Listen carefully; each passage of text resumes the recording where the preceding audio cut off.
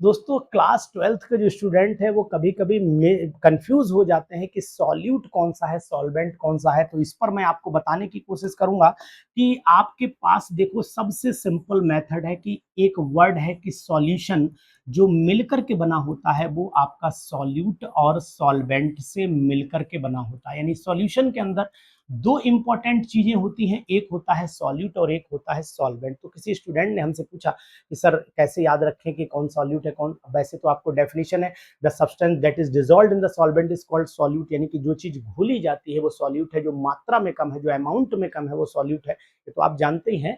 लेकिन मैंने एक आपको सुपर ट्रिक इजाद की है, वो आप समझिएगा। सॉल्यूट के लेटर गिन लीजिए 1 2 3 4 5 6, यानी कि 6 लेटर यहाँ पर हैं। सॉल्यूट में 6 लेटर हैं। और सॉल्वेंट में भी देखो आप, यहाँ पर 1 2 3 4 5 6 7, यहाँ पर 7 लेटर हैं। यानी कि जिसमें लेटर ज्यादा है वो ज्यादा है, सॉल्वेंट ज्यादा रहता है, सॉल्यूट कम रहता है। ये 100%, हालांकि कभी कभी इसका अपोजिट हो जाता है, लेकिन मैक्सिमम यही ऑब्जर्व किया गया है कि solvent is that substance in which solute is dissolve. जिसमें सॉल्यूट डिसॉल्व होता है तो माना जाता है कि वो डाइल्यूशन फॉर्म में होगा, लिक्विड फॉर्म में होगा, ये पॉसिबिलिटी है। तो यहां पर मैं आपको बताऊंगा कि सॉल्यूट मात्रा में, एक सिंपल भाषा की बात करें, टेक्निकली ना जाइए, तो जो अमाउंट में कम उसका नंबर भी, लेटर भी कम आ रहा है, जो अमाउंट में ज्यादा उसका लेटर भी ज्यादा रहा, दोनों मिलेंगे तो अमाउंट 100% बढ़ेगा।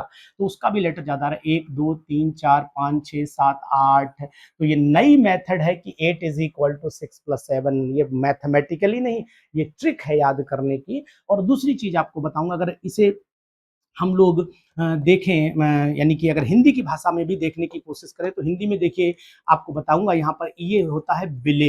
यानी सॉल्यूट को हम लोग विलेय बोलते हैं, सॉल्वेंट को हम लोग विलायक बोलते हैं। हिंदी में भी देखिए आप, विलायक बोलते हैं। तो अब यहाँ लेटर गिनो, 1 2 3, यहाँ केवल 3 लेटर हैं।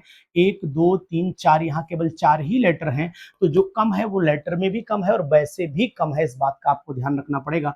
और यहाँ अगर हम लोग लिखते हैं विलियन, तो ये आपने नोटिस किया होगा कि विलियन मिलेगा तो अल्टीमेट इससे ज्यादा बनेगा। फिलहाल यहाँ पर दो चीजों का बिल्कुल कंसेप्ट क्लियर है कि विलेय कौन सा है और विलायक कौन सा है। तो दोनों में विलेय और विलायक का कोई भी कंफ्यूजन, कोई भी डाउट नहीं है। जो कम है वो अमाउंट में कम और जो ज्यादा है वो अमाउंट में ज्यादा।